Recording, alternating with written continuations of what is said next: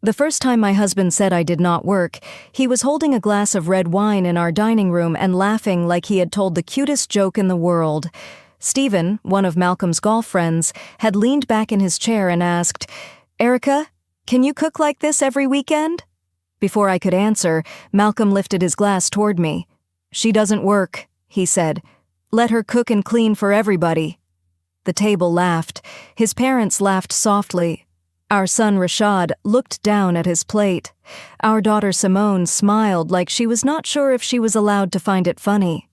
I stood in the doorway holding a hot platter of rosemary chicken, and what none of them knew was that one legal folder in Malcolm's office would later explain why that joke came so easily. I set the platter down in the center of the table, not hard, not loud, carefully, because good china still breaks even when your feelings already have. The steam rose against my wrists. Garlic, lemon, and roasted onions filled the room. The dining table was dressed the way I always dressed it for Malcolm's work dinners: white linen napkins, low candles, polished silver, the blue serving bowl my mother-in-law had given us on our 15th anniversary. Everything looked warm and generous.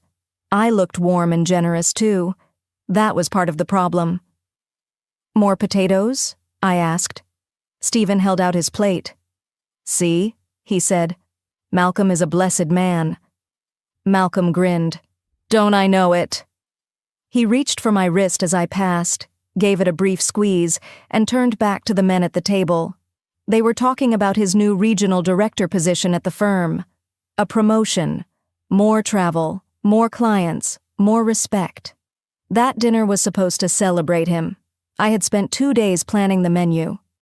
I had also spent 12 years before our children were born working as a brand strategist in Charlotte, building campaigns, handling clients who thought a loud voice was the same thing as a good idea, and earning more than Malcolm did the first 3 years of our marriage.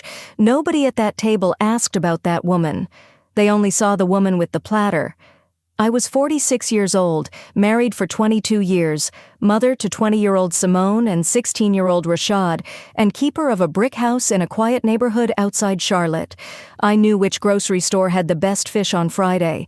I knew which pharmacy filled Vernon Coleman's blood pressure medicine without delay. I knew which scholarship deadline Simone always forgot until the night before. I knew where every warranty, insurance card, birth certificate, password envelope, and spare key lived.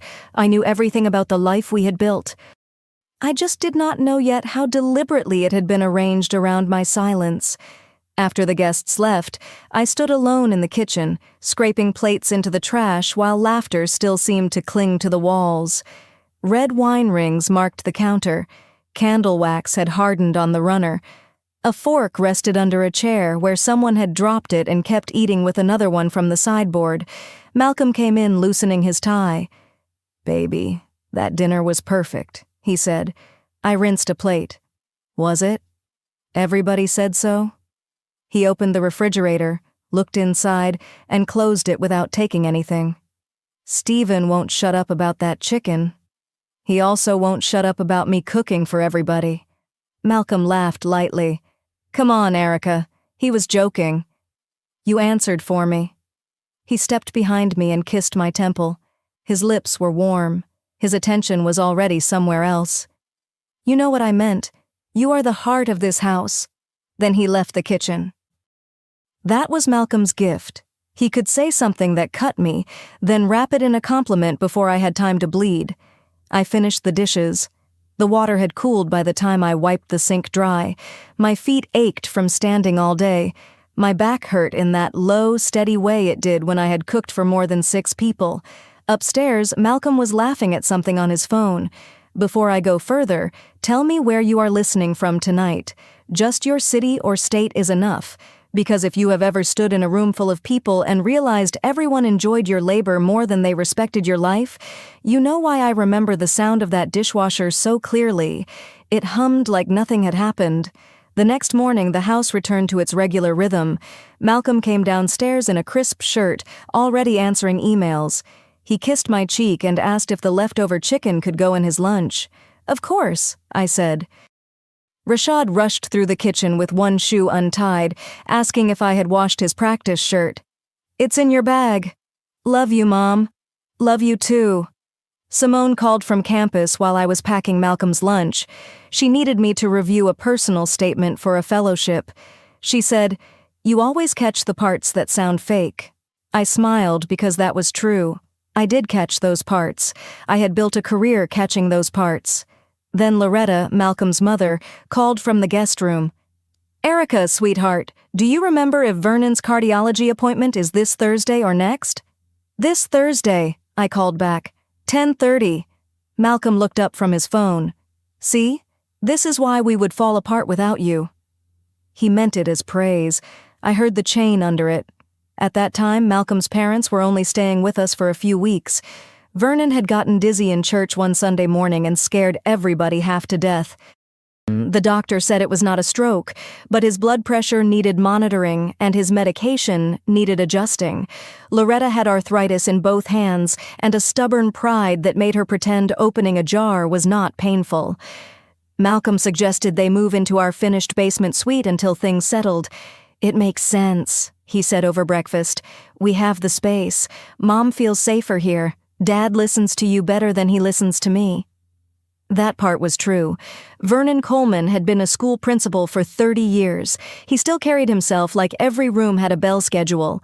He called me daughter when he was feeling soft and Erica Ann when he thought I was not taking his advice seriously. Loretta had been a church secretary most of her adult life, neat as a pin, sweet when she wanted to be, and very good at making a request sound like a compliment. "Nobody organizes like you," she told me as I labeled her pill containers. I smiled. "I try." "No, baby. No. You do more than try." Compliments came often in that house. Help did not. At first I told myself this was a season. Families have seasons. Children leave for college. Parents age. Jobs get demanding. Marriages stretch. That is what I told myself while I added Vernon's appointments to my calendar, moved my old files out of the basement desk so Loretta could store her church programs there, and made double portions because 4 adults and 1 teenage boy can empty a refrigerator faster than a storm can clear a street. I had been planning to take on consulting work again, nothing full-time at first. A few clients, a little strategy work. Enough to feel the part of my mind wake up that had been sleeping under grocery lists and dental appointments. I had even written a message to an old colleague, Marcia Benton. Marcia had run a boutique agency near Uptown, and she used to say I could hear what a client wanted before the client had the courage to say it. Her email sat in my drafts for 3 days. Then Vernon needed a ride to the cardiologist. Then Rashad's team needed snack volunteers. Then Malcolm had a client dinner and asked if I could host his parents upstairs so they would not feel lonely. Then Loretta asked if I could help sort medical bills because you understand paperwork better than we do. The draft stayed a draft. Weeks passed. At another dinner, one of Malcolm's co-workers asked what I did. I opened my mouth. Malcolm answered. "Erica runs the house," he said. "And trust me, that is a full operation." Everyone nodded like he had honored me. I held a tray of stuffed mushrooms and felt myself become furniture. That is the strange thing about being useful. People can praise you while making you smaller. They can call you the glue and never ask whether you wanted to spend your life holding other people together. Winter came early that year, cold rain first, then a thin skin of ice on the front steps. I salted the walkway before anyone slipped. I put a basket of gloves near the door. I learned to make Vernon's oatmeal with cinnamon, but no brown sugar. I drove Loretta to hand therapy on Tuesdays. I mailed Simone care packages because she said the cafeteria food tasted like somebody had given up. Rashad started treating the laundry room like a service counter. "Mom, my black hoodie?" "In the dryer." "My away jersey?" "Washed and folded." "You the best." He meant it. That did not make it harmless. One night I sat down at dinner with everyone instead of eating later in the kitchen. I had made pot roast, carrots, mashed potatoes, green beans, and a lemon cake because Loretta said Vernon had been craving one. I set the last dish down and pulled out my chair. Malcolm blinked. "You eating now?" The question came out before he could dress it. I looked at him. "Yes." Vernon cleared his throat. "Pass the gravy, son." The conversation moved on. I ate 3 bites before Loretta asked if I had called the pharmacy. Then Rashad asked if I could sign a school form before morning. Then Malcolm's phone rang and he stepped away from the table. I sat there with a fork in my hand while the food cooled. Later, Malcolm found me at the sink. "You seem off," he said. "I am tired." "Then rest more." I looked around the kitchen. The counters were full. The dishwasher was open. Vernon's pillbox needed refilling. Rashad's form sat beside the fruit bowl. Loretta had left a note about a blouse that needed hand washing. "When?" Malcolm frowned, not angry, just confused by the question. "I mean, during the day. During the day I do the things everybody asks me to do." He leaned against the counter. "Baby, I know it's a lot, but you are so good at it. And right now my job is taking everything I have. Mom and Dad need stability. Rashad needs consistency. Simone still needs you. This is how families work." "And what do I need?" He stepped closer and rubbed my arm. "You need to stop thinking I don't see you." That answer sounded close enough to love that I let the conversation die. But something in me had started keeping score. Not out loud, not on paper, just in the quiet part of my mind where truth waits until you are brave enough to look at it. I noticed how often Malcolm said "we" when he meant me. "We need to get Dad to physical therapy. We should send Simone a little money. We ought to have the team parents over. We need to make sure Mom's insurance forms are correct. We..." Then he would kiss my forehead, pick up his briefcase, and leave. By spring, I had stopped opening job listings where anyone could see. I checked them on my phone in parking lots. I read marketing newsletters in the car after grocery runs. One afternoon, I sat outside a pharmacy with a bag of prescriptions in the passenger seat and listened to a podcast about women returning to work after family caregiving. I cried so quietly that a woman walking past my car did not notice. At home, Loretta had started leaving little notes on the kitchen island. Low-sodium broth. Vernon's gray sweater. Delicate cycle. Please call insurance again. No one called them orders. They were just notes. Malcolm called them evidence of how much she trusted me. One rainy Thursday, Loretta asked me to find an old tax folder in Malcolm's home office. The office was really our office, though by then most of my things had been moved to a storage cabinet in the hallway. His awards were on the shelves. His leather chair sat behind the desk. His files filled the drawers. "Top cabinet, I think," she said. "You know where everything is." That sentence should have been painted over the front door. I went into the office and opened the filing cabinet. The metal drawer slid out with a low scrape. I found the tax folder exactly where I expected. Behind it, a thick manila envelope shifted and dropped onto the floor. It had the name of a law firm printed in the corner. Coleman Family Estate Planning. I picked it up. My first thought was not suspicion. It was organization. I thought Malcolm had misplaced something important. The envelope was not sealed. A stack of papers slid halfway out when I lifted it. I saw my name on the top page, Erica Ann Coleman. Then I saw the word caregiver. I stood very still. The rain tapped the office window. Somewhere below me, Vernon laughed at the television. My hand tightened on the envelope. I did not read it all that day. That is important. If I had read every page right then, I might have stormed downstairs with legal paper shaking in my hand and given Malcolm the kind of scene people later pretend they never deserved. Instead, I read 3 lines. Primary household support. Continued family care. Distribution contingent upon marital household stability. I put the pages back. I lined the envelope exactly where it had been. I carried Loretta the tax folder and made dinner like my hands had not gone cold. That night, Malcolm praised the pork chops. Vernon asked for extra applesauce. Loretta said, "Erica, I don't know what we would do without you." I looked at Malcolm. He smiled at his mother, then at me. "None of us do," he said. I slept less than an hour. The next morning, after Malcolm left and Rashad went to school, I told Loretta I had a migraine. That was not fully a lie. My head felt like someone had tightened a wire around it. She told me to rest. I went back to the office. This time I read the envelope from beginning to end. It was not just a will. It was a packet of estate planning documents, a revised trust, a letter of instruction, a proposed family care agreement, Notes from the attorney. Malcolm's signature appeared on several pages. Vernon and Loretta had signed too. The words were formal, but the meaning was clear enough. The house was part of a broader family trust structure. Malcolm and his parents had discussed how to protect assets, reduce care costs, and keep Vernon and Loretta out of assisted living as long as possible. Those goals were not evil by themselves. Then I found the paragraph that changed the temperature of the room. It described me as the expected primary household caregiver and domestic coordinator.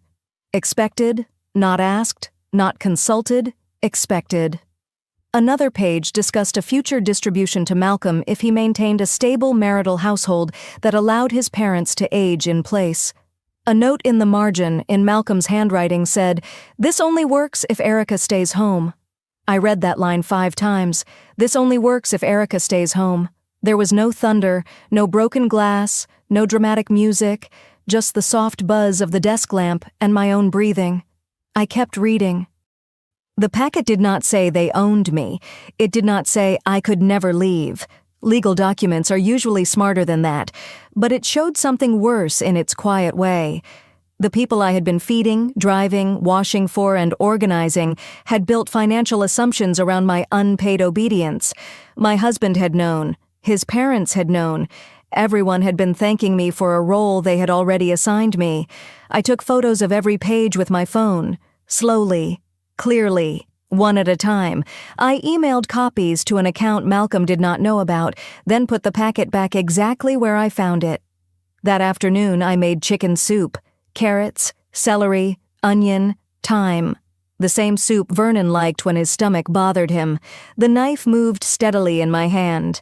I did not cut myself. I did not cry into the pot. I simply understood that grief can be quiet when it arrives with proof. For the next 2 weeks, I listened more than I spoke. Malcolm came home from work and told me the regional office was impressed with him. "This promotion could change everything for us," he said. "What does everything mean?" He looked surprised. "Security, a better retirement, helping the kids, making sure Mom and Dad are okay." "And me?" He smiled like the answer was obvious. "You are part of all that." Part of, not a person inside it, a part. Loretta asked me to sit with her one afternoon while she sorted old family photographs. Rashad was at practice. Vernon was napping downstairs. She spread the pictures across the coffee table. There was Malcolm as a boy in a tiny suit, front tooth missing. Vernon in a principal's blazer, proud as anything. Loretta in a church hat wide enough to shade 3 people. "Malcolm was always ambitious," she said. "Even as a child, he needed a steady home under him." I picked up a photo of Malcolm at college graduation. "Did he?" "Yes. Some men are builders. They need a good woman who understands the foundation." I set the photo down. "And what does the foundation need?" Loretta blinked. "Well, the foundation is strong." That was my answer. A strong thing does not need care, apparently. It only needs to keep holding. Around that time, Marcia Benton finally called me because I had opened one of her newsletters and clicked a link by accident. The next day, my phone rang while I was sitting in the grocery store parking lot with ice cream melting in the trunk. "Erica Coleman," she said, "if that was you lurking on my website, I am choosing to take it as a sign." I laughed for the first time in days. It was me. "Are you working?"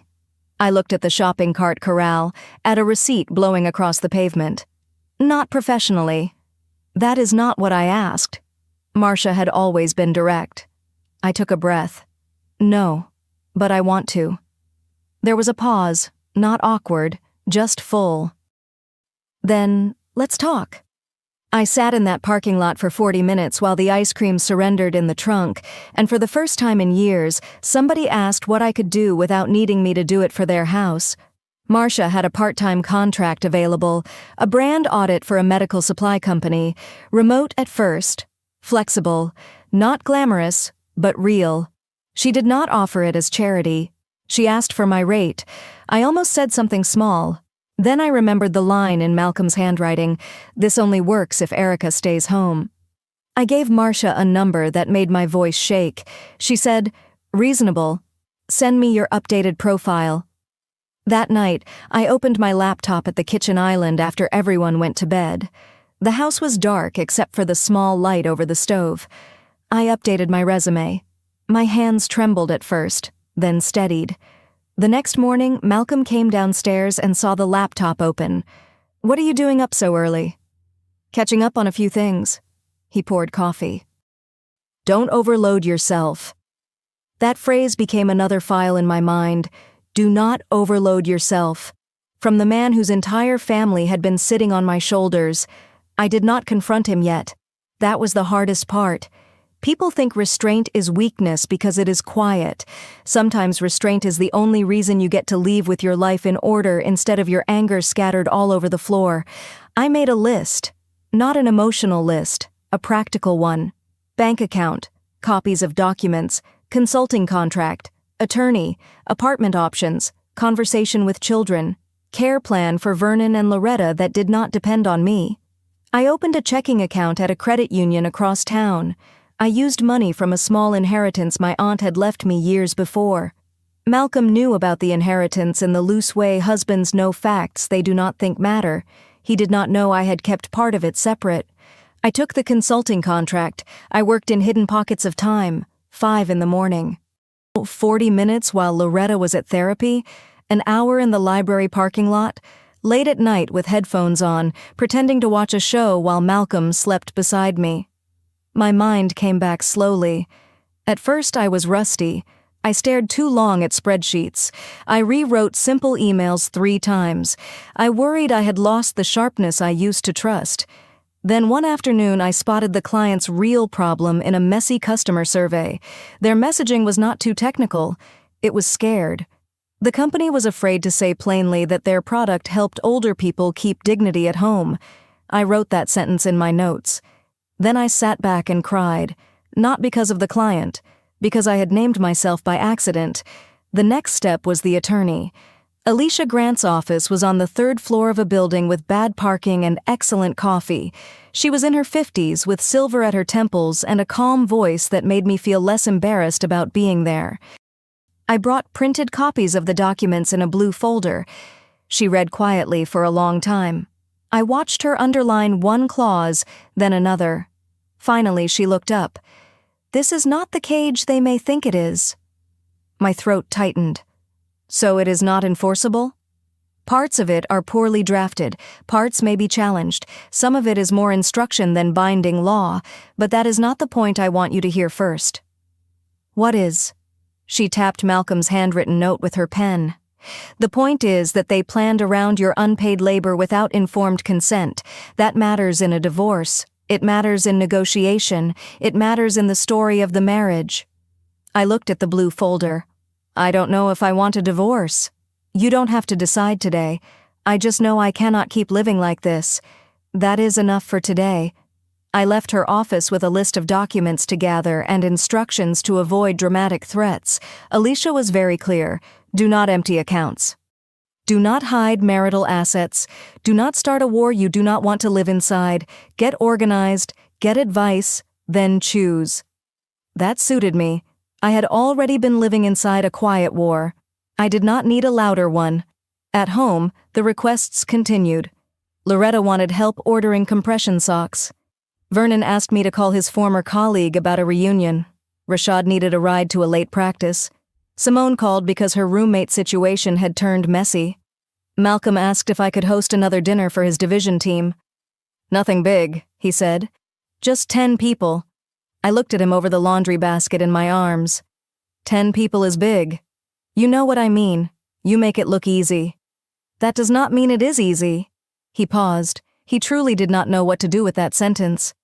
"I can order catering," he said. It was the first practical offer he had made in months. I said, "Do that." His face shifted. "Really?" "Yes. I thought you liked hosting. I like being asked." He stared at me. "Where is this coming from?" I carried the laundry upstairs. Not every question deserves an answer the first time someone finally notices you have a voice. The catering came in aluminum trays. Stephen made a joke when he arrived. "What, Erica got the night off?" I looked at him. "Yes." He laughed, then realized I was not smiling. The room went a little still. Malcolm stepped in quickly. Erica has been busy. Doing what? Stephen asked, not cruelly, carelessly. I set a stack of plates on the buffet. Working. Malcolm's head turned. Simone, who had come home for the weekend, looked up from the couch. Working where? She asked. Consulting. Rashad grinned. Mom back in business? A little, I said. Malcolm waited until the guests moved toward the food, then he caught me in the hallway. You took consulting work? Yes. When were you going to tell me? When you asked me what I wanted instead of what the family needed. His jaw tightened. That is not fair. No, I said. It is not. For the first time, he looked less confused than afraid. Good. Fear can be useful when comfort has made someone deaf. Simone found me later in the kitchen. She was leaning against the counter, arms folded, looking like the little girl who used to stand beside me while I braided her hair before school, except now she was grown enough to see more than I wanted. Mom, she said, are you okay? I am working on it. Is Dad mad because you got a job? Your father is surprised. That is not what I asked. I rinsed a spoon. He is used to me being available. She looked down. We all are. That small honesty softened something in me. Yes. I don't think I realized how much. Most people don't when the lights always come on. She nodded. Then she picked up a dish towel. Tell me what to dry. I almost told her not to worry about it. Old habits are loyal even when they are bad for you. Instead, I handed her the spoon. Rashad took longer. He was 16, which meant his world was both huge and 5 feet wide. When I told him I could not drive him to every extra practice anymore, he acted like I had announced I was moving to the moon. But Dad is always at work. Then Dad can arrange some rides too. He doesn't know the schedule. He can learn. Rashad groaned. Why is everything changing? I wanted to say, because your father and his parents made a plan for my life without asking me. I wanted to put the blue folder on the table and let him hate the right people. But children do not need every adult truth on the first day. Because I am changing, I said. And that means the house has to change too. He did not like that answer. He did not have to. The next month was a test of small boundaries. I made dinner 3 nights a week instead of 7. Malcolm handled pharmacy pickup on Wednesdays. Rashad washed his own practice clothes after forgetting once and having to wear a damp jersey. Simone called to talk, not just request things. Sometimes she caught herself beginning with, "Can you?" and changed it to, "Do you have time?" Loretta did not adjust as gracefully. One afternoon, she came upstairs holding a note she had written. I left this by the coffee maker, but you must not have seen it. I looked at the paper. Dry cleaner. Call Dr. Patel. Make chicken salad. I saw it. She blinked. Oh, I am not doing those today. Are you feeling poorly? No. Then why not? Because I have client work. Her lips pressed together. I see. It was clear she did not. That evening, Malcolm came into the bedroom while I was folding my own clothes. Not his. Mine. Mom feels like you are upset with her. I am not upset with her. You refused to help her. I refused to obey a note. He shut the door behind him. Erica, what is going on? I looked at him and knew the quiet stage was ending. Not because he was ready, because I was. Ask your mother about the estate packet. The color changed in his face. There it was. Not confusion, recognition. I set down the blouse in my hands. So, you know which packet I mean. He sat on the edge of the bed. You went through my files? Our files are in that office. My name is in that packet. My labor is in that packet. My future is in that packet. It is not what you think. Then explain it. He rubbed his hands together. Dad was worried about long-term care. Mom was scared. The costs are insane. We were trying to make sure the family stayed stable. By making me the plan. You were already doing those things. I laughed once. It came out tired. That is your defense? No. I mean, you are good at it, and you were not working. There it was again. Not working. The phrase had followed me from the dining room to the legal folder like a stain nobody else could see. I was not earning a paycheck, I said. That is not the same thing. He looked down. I should have talked to you. Yes. But it was not meant to trap you. Your note said, this only works if Erica stays home. His eyes lifted sharply. You took pictures? Yes. Fear again. This time it did not satisfy me. It made me sad. You are more worried about me having proof than about why I needed proof. He stood. That is not fair. You keep saying that. Because you are making me sound like a villain. No, Malcolm, I am making you sound like a husband who got comfortable benefiting from a wife he stopped consulting. He had no quick answer. Downstairs, a cabinet closed. Loretta's voice floated up, asking Vernon if he wanted tea. The house was full of the people who had been arranged around me. I opened the closet and took out the blue folder. Malcolm stared at it. I have spoken to an attorney. His face hardened. A divorce attorney? A family law attorney. So that's where we are? That is where your choices brought us. He sat back down slowly. Do the kids know? They know I am working. They know things are changing. They do not know the details of the documents. Please don't turn them against me. I protected you longer than you deserved. Do not confuse my honesty with cruelty. His eyes filled, but the tears did not fall. For a second I saw the man I married.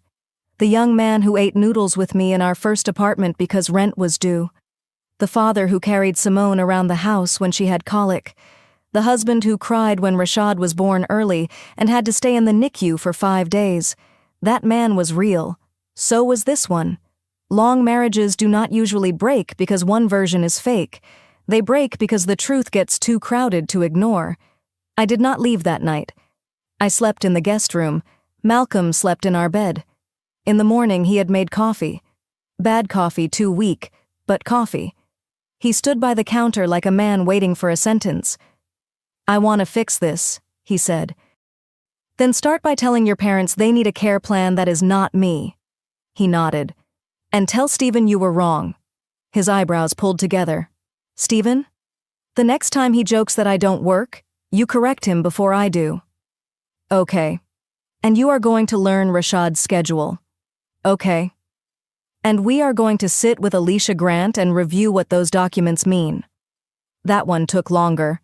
Finally he said, okay. It was a start. It was not the bridge. The meeting with Alicia was polite in the way painful meetings sometimes are. Malcolm wore a suit. I wore a navy dress and carried the blue folder. Alicia explained what could be challenged, what was weak, what was insulting but not illegal, and what needed revision immediately if the family wanted any chance of trust.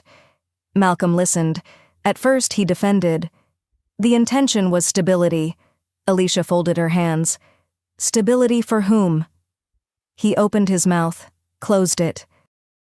That was the first time someone outside the family made him sit inside the question. Vernon and Loretta joined a second meeting by phone. Vernon was quiet. Loretta cried. Not loudly, but in a way that made Malcolm look at the table. Erica, we never meant to make you feel used, Loretta said. I believed her and did not forgive her in the same moment. You did use me, I said. Maybe gently, maybe gratefully, but you did. Vernon cleared his throat. Daughter, I am ashamed. That word landed heavier than any apology. After that, things changed on paper before they changed in the house. That is how real consequences often work. Slowly, with forms, with awkward phone calls, with people having to pay for services they once accepted from your tired hands. Malcolm hired a part-time caregiver for his parents 3 mornings a week. Loretta did not like the first woman because she folded towels differently. I said, then show her how you like them. Rashad learned to use the washing machine. He shrank a sweatshirt and acted like the machine had betrayed him personally. Simone came home one weekend and asked if I wanted to get lunch, just us. We sat outside a cafe under a striped umbrella. She apologized before the drinks came. "I thought you liked being needed," she said. "I did like being loved." She looked down at her lemonade. "I mixed those up." "So did I." We sat quietly for a minute. Then she asked about my consulting work. Not as a favor, as if my life was interesting. That small shift stayed with me for days. Malcolm tried too. I will give him that. He cooked on Sundays. The first meal was dry chicken and rice that stuck to the pot so badly we considered giving the pot a burial. Rashad made jokes. Loretta tried to compliment it and failed. Vernon asked for hot sauce. I laughed until my stomach hurt. Malcolm laughed too, but later, while washing the pot, he said, "I had no idea how much time this takes." I leaned against the counter. "You had an idea. You just had the luxury of not measuring it." He nodded. "You're right." Those words did not fix 22 years, but I noticed them. Still, some damage changes the shape of what is possible. By late fall, my consulting contract had turned into 2. I had rented a small office space twice a week because working from the house kept pulling me back into old gravity. The first morning I unlocked that office, the room smelled like fresh paint and dust. It had one window, a cheap desk, and a chair that squeaked. I loved it. I set my blue folder in the bottom drawer. Not hidden. Filed. Malcolm and I began counseling. Some sessions were useful, some were exhausting. Some felt like sweeping glass while barefoot. He said things I had waited years to hear, and sometimes I was too tired to be grateful. "I thought providing money meant I was carrying the family," he said in one session. I said, "Money carried the roof. I carried the rooms." The counselor let that sit there. I did not say it to sound wise. I said it because it was the simplest way I knew to explain why I had been so tired. We did not divorce right away. I know some people want a clean ending. A slammed door, a judge, a new house, a man begging on the porch while the woman drives off into perfect sunlight. Life did not give me that version. Instead, it gave me decisions. I moved into the guest room for 3 months. Then I moved into a short-term apartment near my office. Not because Alicia told me to. Not because I wanted to punish Malcolm. Because I needed to hear my own thoughts without a note on the counter asking me to call someone else's doctor. The apartment was small. The floors creaked. The kitchen had 2 drawers, and one of them stuck. The first night I ate toast over the sink because I had not bought plates yet. I slept 8 hours. When I woke up, the silence did not ask me for anything. That was when I knew I had made the right choice. Malcolm came by a week later to bring a box of my books. He stood in the doorway looking around at the little apartment. "This is what you wanted?" I looked at the uneven blinds, the thrift store lamp, the stack of client notes on the table, the coffee mug I had washed and left exactly where I wanted it. "For now," I said. "It is so small." So was the space I had left in that house. He closed his eyes. "I deserved that. I did not say it to hurt you." "I know." He set the box down. "I miss you." I believed him. I missed him too some days. I missed the version of us that watched movies with Rashad asleep between us.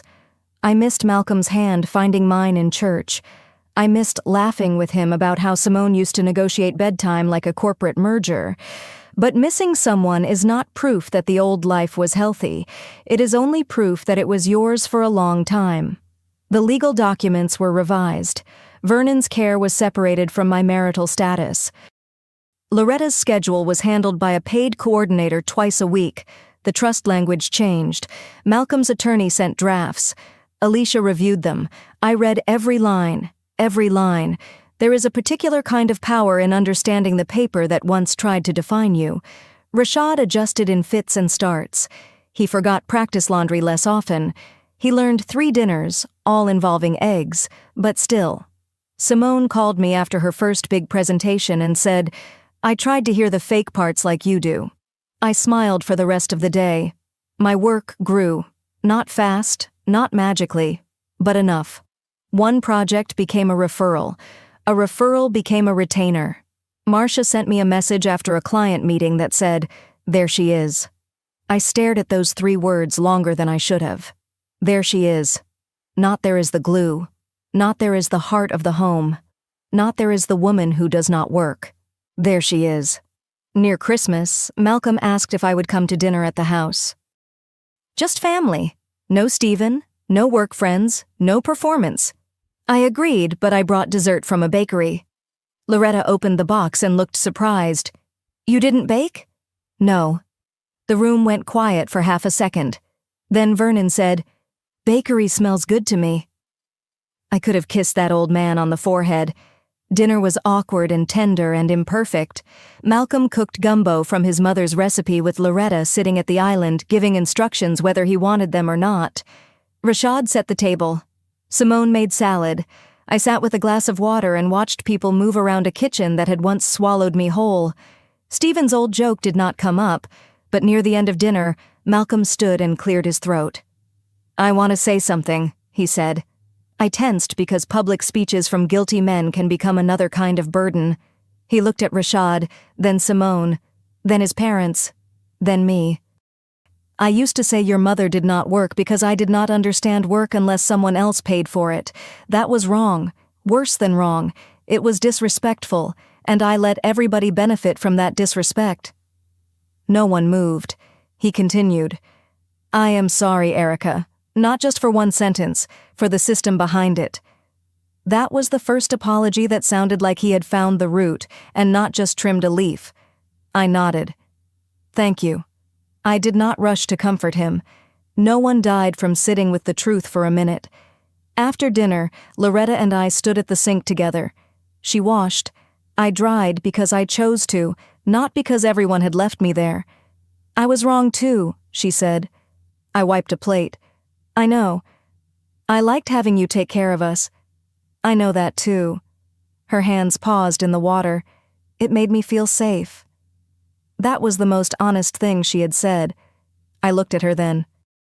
An older woman with aching hands, afraid of losing her husband, afraid of needing strangers, afraid of becoming a problem her son could not solve. Her fear was real. So was the way she had handed it to me. I understand why, I said, but I cannot be the price of everybody else's safety. She nodded, crying silently. I handed her a towel. That night I went back to my apartment. Malcolm walked me to the car. The air was cold enough to show our breath.